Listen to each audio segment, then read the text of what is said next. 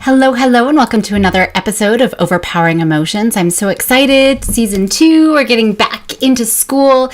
This is my back to school series where I'm focusing on common anxiety-provoking situations that kiddos experience in school.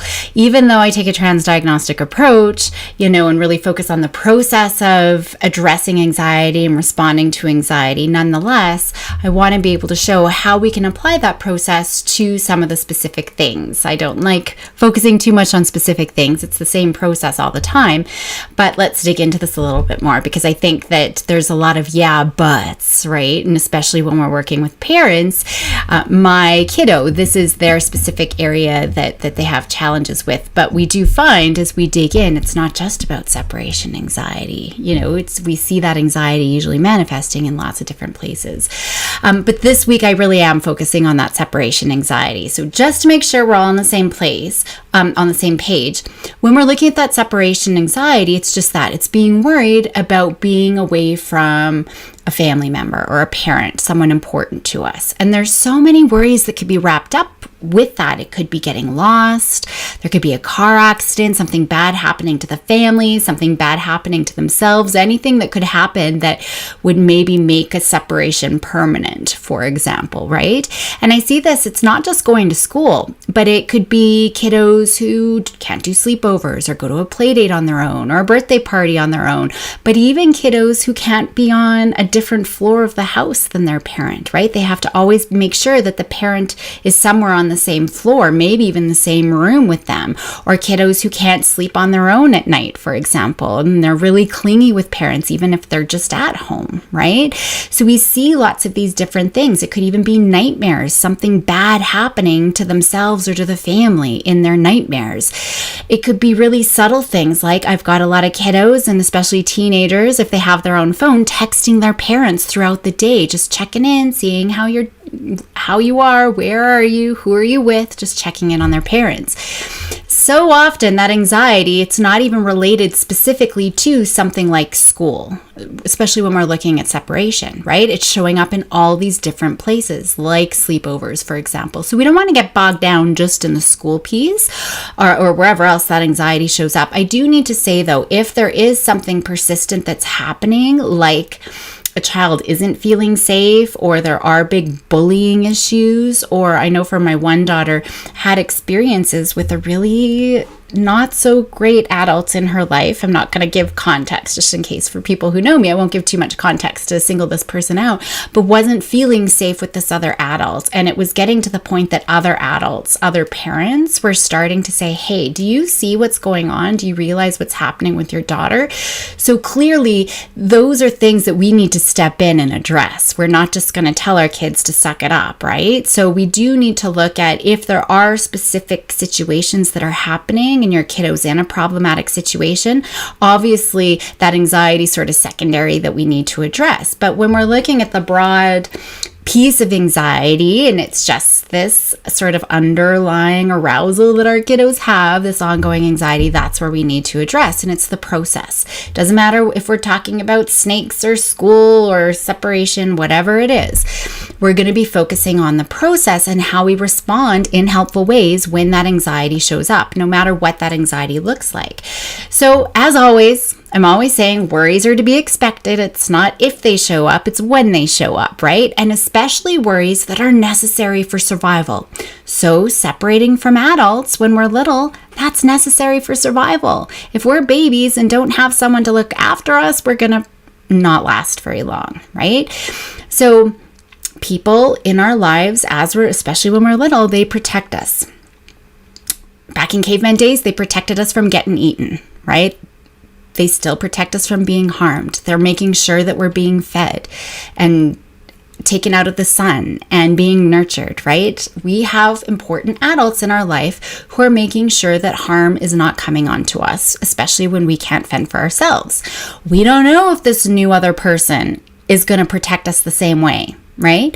So we start seeing babies start to develop a little bit of the separation anxiety around the 4 to 7 mark. When they're itty bitty, like they don't even know. If you disappear, they don't know that you still exist.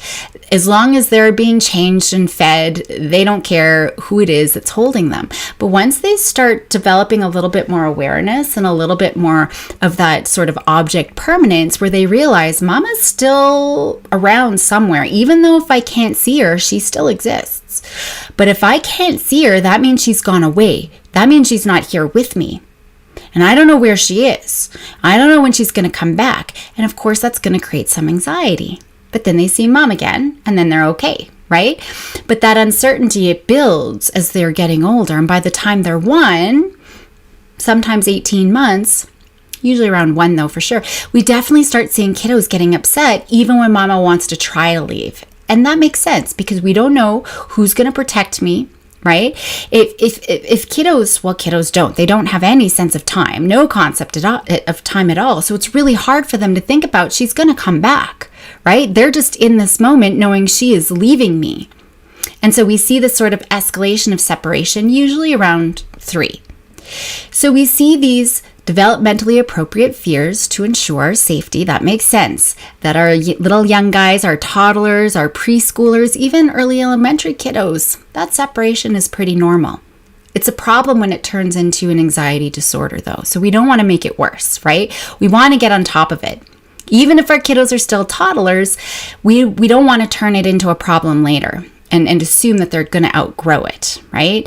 So we got to avoid the traps that are going to make that normal separation anxiety become a full-blown anxiety disorder. And then that starts to lead to things like school refusal. And yes, I've got high school teenagers who still experience separation anxiety, who've never had a successful sleepover, who have a hard time, going away. They can't go to a friend's cabin, right? So we can't just assume it's going to go away.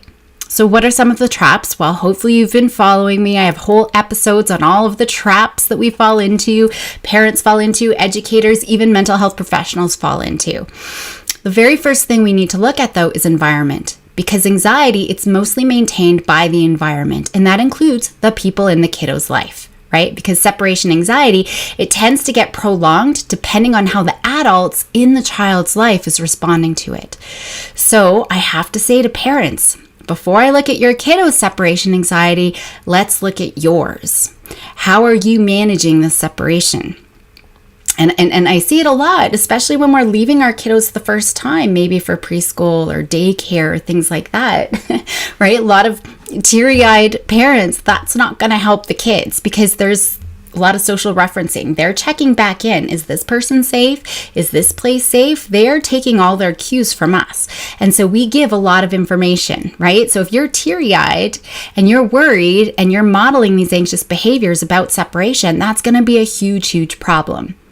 And we got to address that before we do anything with kiddos. So watching out for the parents' clinginess and even little comments. Oh, I'm worried about what supervision looks like at lunchtime. Or, oh, I wonder if Johnny's going to be at school today. Or, I'm worried about that teacher. Our behaviors and our actions are very influential on kiddos and our words as well. Even just the little hand gestures, we're putting on a strained face, have a good day. But we're just doing these little things that can all contribute to some of that anxiety. Right? And so we really need to be able to consider, how am I presenting myself when I'm separating? That's going to be really important.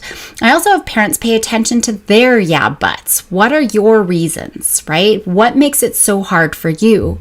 Well, I can't let her cry as I leave because I worry about our attachment. Well, chances are pretty good that if you're listening, taking the time to listen to this, or if you're a professional too, these are things that you could be talking to parents about,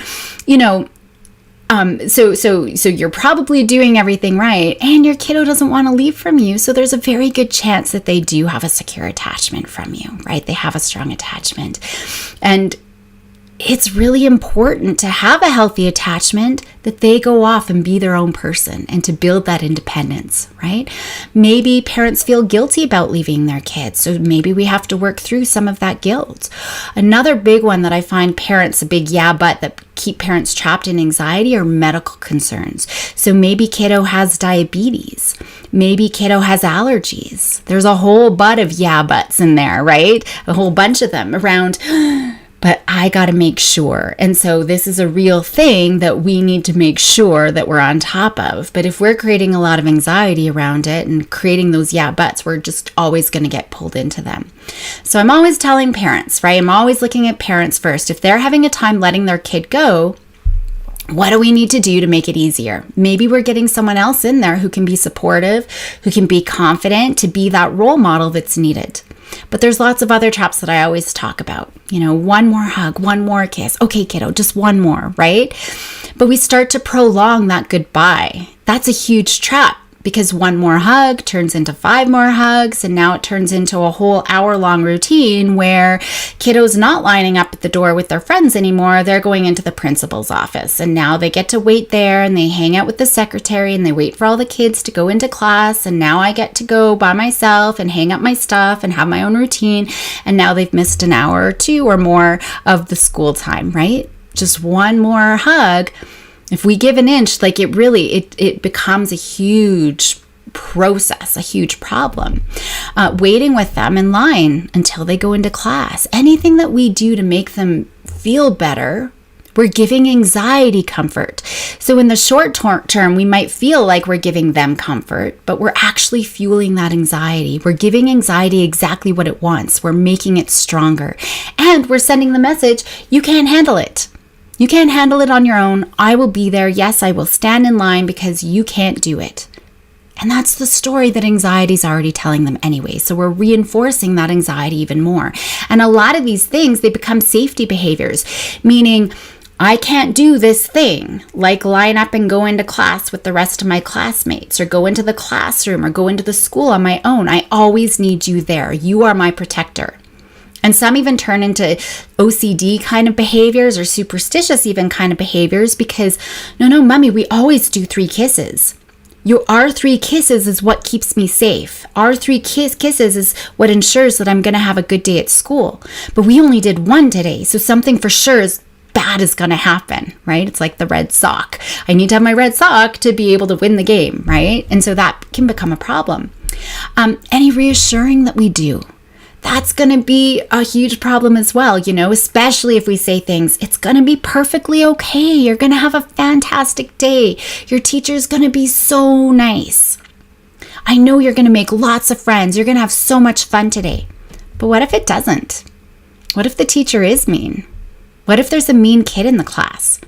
What if they fall on their face and they break a tooth? What if their friend wants to hang out with somebody else? They don't want to play today. We can't guarantee anything.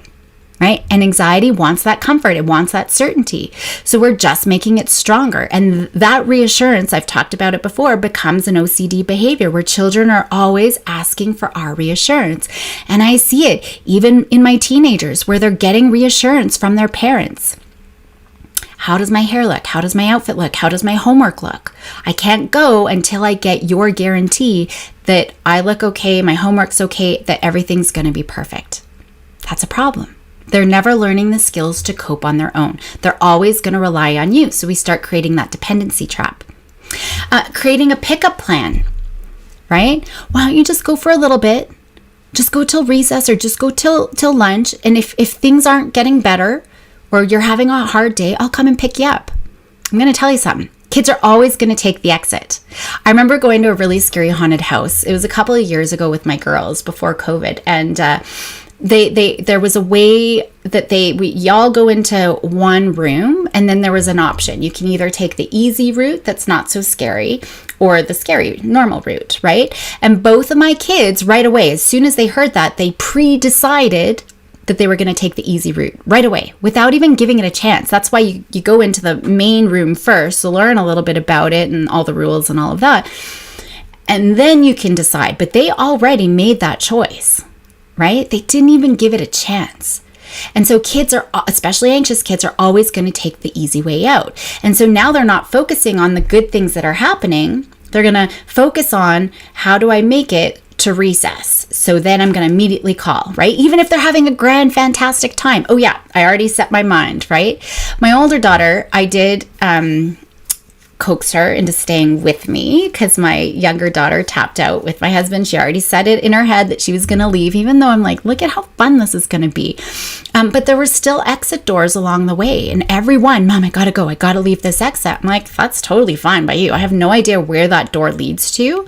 And Daddy already left with your sister. So it's totally up to you, kiddo. You can go out there on your own, right? I'm building a little bit of autonomy that way. It's your choice to do whatever. So she did end up staying with me to stay through the whole haunted house. But they will always take the easy way out. And then that was a whole lot of uncertainty. And I was truly fine with her going outside that exit door because I knew that that was going to be another resilience building opportunity because we had no idea where that exit took her to and where her dad would be. And now she'd be wandering around by herself. So either way, I knew she'd be working on some of her resilience. But like I said, otherwise they're just going to white knuckle it until they know the time is up and I'm going to get to escape. And they're always focusing on the escape and the avoidance, and they're never learning skills. They need to learn to sit in uncertainty, right? I don't know how much longer this haunted house is. I don't know what's going to pop out at us, right? She kept asking, is there going to be a chainsaw? There was a guy carrying a chainsaw chasing us out. She's like, we're just running, Mom. We're not walking anymore. We're just running. I'm like, that's fine. But she kept asking, is there going to be a werewolf? Is someone going to jump out of us? I'm like, I don't know, dude. Like, I have no idea. I've never been through this before. And even if I had been through it before, I wouldn't have reassured her. No, don't worry. Nobody's going to touch you. Because what if somebody bumps? Actually, the one guy with the chainsaw, he did actually knock something and something had bumped me. So you can never guarantee anything. So I wasn't doing reassuring or anything, right? So we really got to look at how we can be helpful in our responses instead. Those are some of the traps, not helpful. When we're reassuring, when we're anxious ourselves, we're trying to, instill calmness and comfort and giving anything that anxiety wants. So first of all, of course, we need to remain calm. That's always the first thing whenever we're addressing anxiety, because it's going to go sideways if we're not calm. It's just going to all fall apart. Then we want to make sure we're normalizing things. First day of school, yeah, of course you're worried about who your teacher's going to be. That makes sense that you're worried about not getting your locker or opening it or getting lost. And I know a lot of kiddos have already started. I know my kids started school last week, but still, if you're stuck in this separation anxiety, well, that makes sense. You've been nervous this whole week already. So of course it's not just going to automatically go away. So being able to normalize it, yeah, that makes sense. It's a new school year. Even if it's the same school with the same kids, and even if it's the same teacher they had last year, it's another school year. You've never been in grade 4 before or grade 8 before. My older daughter, she actually just started a new, bigger high school. So she was in grade 10 last year. I already went through that first transition, but started a new school this week. Or last week, I guess it's been the first full week at school. And the first day, she got lost right away. Right away. Even though her friends had said, this is where you go.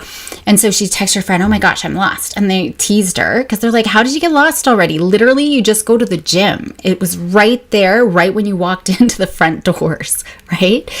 Last year, she had to get escorted by the principal to her classes at that first week because she kept getting lost. It happens. Of course you're worried about getting lost. It happens. So that first bit is obviously going to be a little bit nerve-wracking. So we want to normalize that. We want to also make sure that the goodbyes are short and sweet. We want to set it up beforehand, right? Create a goodbye ritual. And even if you're into school already and maybe some of you are not listening to this for a little while, start now. Create a goodbye ritual. Because the brain quickly pairs itself to know what to expect. So after that last hug or that last fist pump or secret handshake, maybe that's part of your ritual, Mom's leaving or Dad's leaving. I'm on my own. Be very explicit. I'm going to walk you to the corner of the school. I'm going to give you one hug and I'm going to wave and I'm turning around and I'm leaving. Don't let it blow up. Do that. Go to the corner, give one hug, one wave, whatever you said, and then turn and leave. Even if it does blow up behind you, don't get sucked into it. Keep your course, right? And don't spend so much time. We spend so much time talking about it and focusing on the separation. The more energy we're putting into that and the more time and focus we're giving it, we're making it more anxiety provoking because they're going to learn, see, we keep talking about this. So obviously it's really important. Obviously it's really scary. This is a big deal. The more focus we put on it, the bigger deal it's going to become, right? So instead, acknowledge the worry and focus instead on what they can look forward to. Seeing their friends. What are you looking forward to today, right? Feeding the classroom fish. Maybe that's something you can work with the teacher just to help that the kiddo has something to look forward to. You can focus on your hello at the end of the day, your reconnection at the end of the day. I can't wait to see you at the end of the day because we're going to go to the park, right? You can focus on the hellos for later on. Now, there's things like habituation. We know we naturally habituate, meaning we are used to it and things aren't as anxiety provoking. Things aren't as hard once we have some practice, right? We know our kids are going to get used to it and things are going to get easier, right? But we don't want to get in the way of that. So we don't want to get into telling them and lecturing and comforting and discussing this. I see it all the time. Just go. Remember last time, every time you go, like you never want to go to school or you never want to go to gymnastics, but when you're there, you're having a blast, right? We start to get into a discussion and we're trying to convince them. That's not going to be helpful.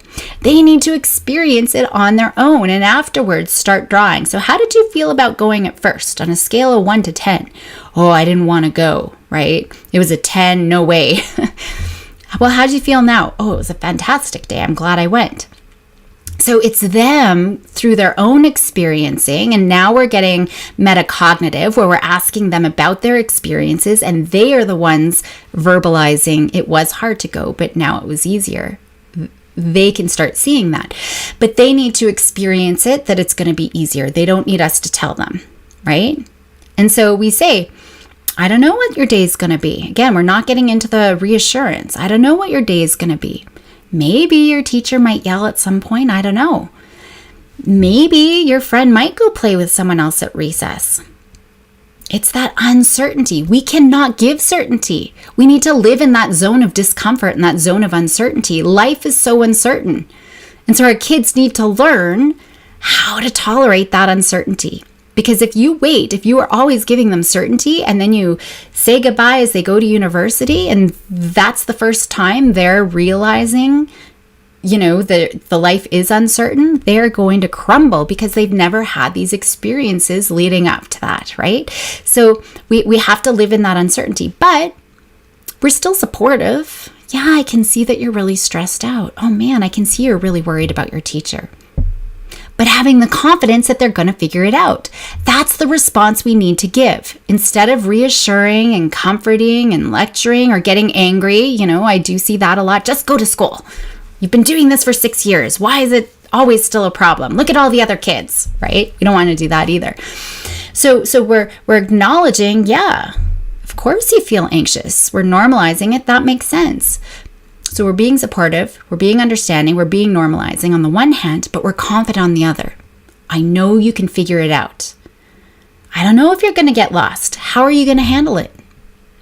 Right? That's how we show it. And we're asking those questions. So when we're confident, they're going to feel confident. And when we're confident, we're still firm. Going to school and staying at school is not an option, for example. Right? So yeah, I can see that you're really nervous about going. That makes sense. Of course you are. So what are you going to do when you're there? How are you going to manage this? Because you still have to go. So how are you going to manage it? Right? And then of course, maintaining consistency. So whatever plan you have, if it's dropping at the corner, one hug, one wave, I'm turning around, do that. Do that today. Do that tomorrow. Do it the next day. Don't get sucked into anxiety. It's really strong and it likes to pull us in. There's that reverse hypnosis, right? And so kids might cry and they might become aggressive or they might say things like, I'm going to die. They pull us in. They're going to pull our heartstrings. Of course they are, because they're trying to avoid. They're going to do anything at all, right? Because their brain can't tell the difference between a real danger and you just leaving for them to go to school. And so they're going to do anything that they can. And so if we get sucked in, we're going to make all of that anxiety and all of those behaviors stronger because it worked. They're screaming and grabbing onto you and clinging to your leg. If you turn around and change it, it worked. And they're going to do it again. So if that becomes a problem, you see I've tried, but I can't stay consistent, or I've tried and my own anxiety is still getting in the way, or if you're working with a family and you're seeing this, look at how we can make that child be successful. So maybe someone's there to help. Maybe a teacher is coming, or a supervisor is coming to meet you at that corner or at the front door, or where the kids are supposed to line, and they are there to be with the kiddo, right? While you can walk away. And once that becomes a little bit easier, we can build on that. But it really brings me to the point that I'm going to talk about in all the episodes about the skills that kids need to learn. So on the one hand, we got to make sure that we are responding as the adults in helpful ways, but we always got to think about what are the skills that kids are learning. So your response is going to be really important to making sure that kiddos are learning skills. You giving them one more hug, that's not a skill that they are building, right? You're not building a skill by doing that. So you can always think about, if I do this thing, what is the skill that they're learning? If I reassure them that their day is going to be fantastic, what is the skill that they're learning? They're not learning anything. Right? And so that can be helpful. That's something that I coach parents on quite a bit, is looking at your response. If your response is building autonomy and building resilience and building skills, fantastic. But if it's not, and it's giving certainty and comfort, the things that anxiety wants, that's going to be a problem. So the skills that they need to build, well, obviously they need to tolerate uncertainty. They need to tolerate that discomfort that comes with that uncertainty, not knowing what's going to happen. I don't know if my best friend's going to be there today and I'm going to be all by myself at gym. I don't know what the outcome's going to be, but I'm going to go and I'm going to figure it out. And then I'll check in with mom and let her know how the day went and everything that happened. I often talk about MacGyvering it. So MacGyver, he always found himself in a really problematic situation, right? A bomb is about to go off. It's usually life or death sort of situation, but he used his own inner strengths, his own knowledge and know-how, and the resources around him to get out of the situation. So looking at your kiddos' inner strengths, their resources, using past successes. Hey, remember when you went to Billy's for a play date over the summer and you were there for the whole day? What did you do then that was helpful? That was no problem. So what about that situation, and what did you do to be successful, right? So we can draw on their own strengths. They need to learn to be autonomous. So they're learning to tolerate the distress and discomfort and everything that comes with it, but they also need to learn autonomy. They need to be independent in an age-appropriate, reasonable way, of course, right? So we look at opportunities, and maybe it doesn't even have to directly relate to school. There's lots of things that you could be working on. Maybe it's them spending their own time in a room or in the basement on their own, doing something fun on their own, on a different floor than a parent. Maybe it is putting themselves to sleep at night without a parent there to fall asleep with them. Maybe it is ordering their own dinner at a restaurant. Looking for lots of opportunities for them to build that autonomy and independence. And if we're looking specifically at separation, more and more, getting them to do things on their own without you there. Maybe they're going to walk to the corner store and get their own snacks for family movie night, for example. Whenever we do any separation sort of things, it's through the experience that they're going to realize you always come back, or you're going to be coming back, or you have good intentions to come back, right? Actually, in the early stages, whenever I work on separation anxiety with kiddos, it doesn't matter. I do it from 2 years old up to 12 years old, right? And I see different variations of freak out when I say, okay, parent's going to leave the office. But I do lots of practice sessions right away. So I teach them about the brain and the Loki brain, I do all of that. And then I set a timer and I tell the kiddo, okay, parent's going to leave and we're going to hang out. Maybe it's only 10 seconds, depending on the age and depending on how severe the anxiety is. Maybe it's only 10 seconds. We're going to hang out for 10 seconds. Usually I start at 30 seconds for older kids, maybe 2 minutes. We're going to set the timer, and when the timer goes off, parent's going to come back in. They're going to knock on the door, or we can go out and they're going to be there, right? So parent usually reluctantly leaves. I have to do a lot of coaching with them and just like get out because they're anxious, and now their kids seeing that they're anxious, right? And that social referencing, if you're anxious, is this woman not safe? So they leave, and kiddo, especially my younger ones, they start crying, and some start screaming, and some try getting out the door. I usually sit on the floor, and I do let them know I'm going to sit in front of the door. So before parent leaves, just so I'm setting that all up so parents know and kids know, I'm going to sit in front of the door until that alarm goes off. And when that alarm goes off, I'm going to let mom in, right? Or we're going to go out and look for parent, or whatever that is, right? And I always have a game of some sort, right? So I've got a game for younger kids. Actually, for really, it doesn't matter. I have some engaging, fun-looking game, right? And so once parent leaves, I'm like, hey, I'm playing this game. Would love for you to join me. It's totally up to you, though. You can stand there and cry until mommy comes back. Totally cool if that's what you want to do. And then I start playing the game. Most of the time they join me. Some kids just watch the timer crying, mommy, mommy, as they watch the timer, right? And then they look at me. There's usually a pause of silence and expectation. The timer went off. In comes mom, right? Or dad or whoever the adult is. But by usually the second time they do start joining me, right? But what they see is the alarm goes off, parent comes back, and then we increase the time. Usually by the second trial, kids are playing with me, right? And they're like, bye, mom, right? Some take a couple more, but by the end of a session, they're totally okay with their parents leaving because now they've learned mom comes back, right? This person is actually fun. I can do something fun on my own without a parent here. Right? So they've had huge successes where they've defeated that trickster Loki brain. I do all that prep work teaching them about the brain, the tricks it wants to play, right? And now they've got 5, 7, 10 points where they've defeated that Loki trickster. So we can build on some of those successes, right? So through that process, they learn parents coming back. And even when we increase the expectations to, I don't know when mom's going to come back. We're not going to set the timer today, right?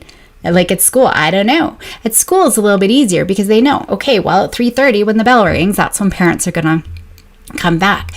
So they're learning that parents come back, but even more importantly, they learn that they can handle the separation. They can handle that uncertainty and distress, right? And maybe even find something fun to do. They need to normalize that distress too. Well, that makes sense that mom has left. And differentiating, this is a huge skill. Differentiating the normal protective feeling that, okay, Loki, it's okay. I'm just with Caroline or I'm just at school versus I'm in real danger, right? I just also want to add, whenever kiddos are able to separate, we want to reinforce that. The brain doesn't want them to remember the times that they've been successful. So when we're setting it up before, remember I was talking about, let's draw back to your successes when you've been successful.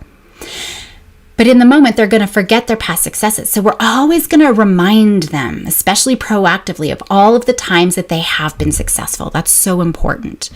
So again, I mean, you're going to see the same theme. Doesn't matter if I'm talking about separation anxiety or test anxiety or whatever anxiety, the process is still going to be very similar. There are certain things, with test anxiety, maybe there are additional skills, and I'll be talking about that in future episodes, additional skills that they need to learn. But when we're just talking about the uncertainty, and that's a big piece of the separation anxiety, uncertainty that parents are going to be okay and they're going to come back to me. And so it's being able to tolerate that. So managing the parent piece, having lots of confident adults and supports in place, and then that child learning through their own experience that I've got this, I can handle this. So important.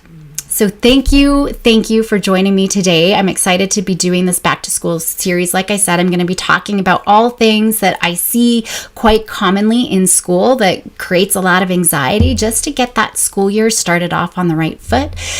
Go have a lovely rest of your day. Help kiddos be bold and courageous, and I will see you next time.